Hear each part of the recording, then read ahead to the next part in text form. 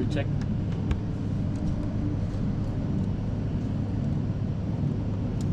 A1 to A1, K2, A2 to A2. Okay. Ano yun sa timer saka sa K4? Timer T4 to K4. Ito. Saka dito. Done. Ito naman. 15 Tayo open. 15 to 4F7.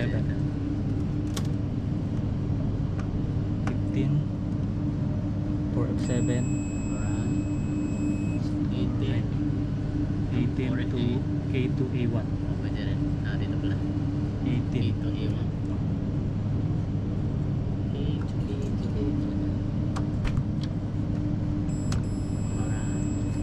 and also to K3 22.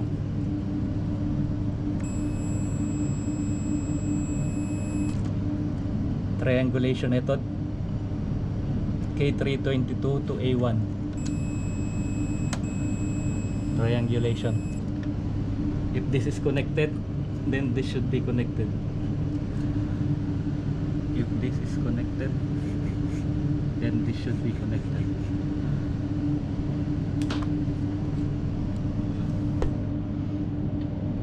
Next, 13 and 14.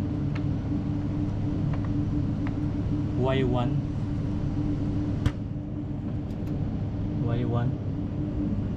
to 13.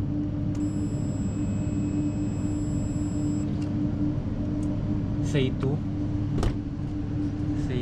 to 14.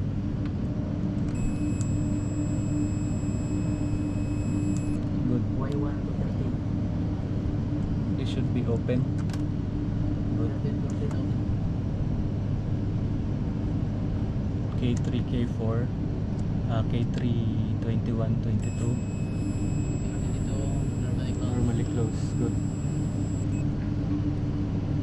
K4 13 and 14 done. K3 21 22 done.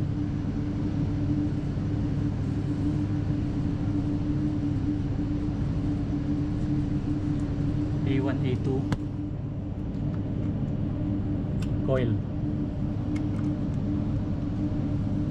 600.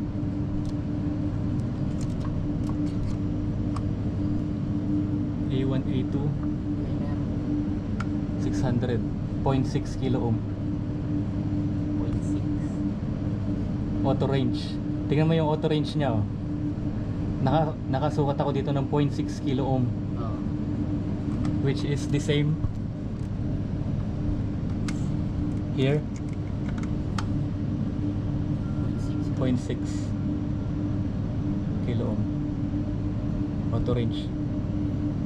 Pero kanina, ang sukat ko kanina 600 ohm kanina dito. Ah, yung unang sukat, di ba? Oo. Oh, 600. Oh, Ba't ngayon nagbago? nagbago lang ng ano siya, prefix, suffix, may kilo ohm na. Ah, Pero yan ang magic of auto range. Kanina nagsukat ako 600 ohm, Pero pagbalik ko 0.6 kilo ohm na. auto range. Oh, yun yung magic ng auto range. Same lang ang value, Ah, same lang. kaiba lang ng suffix.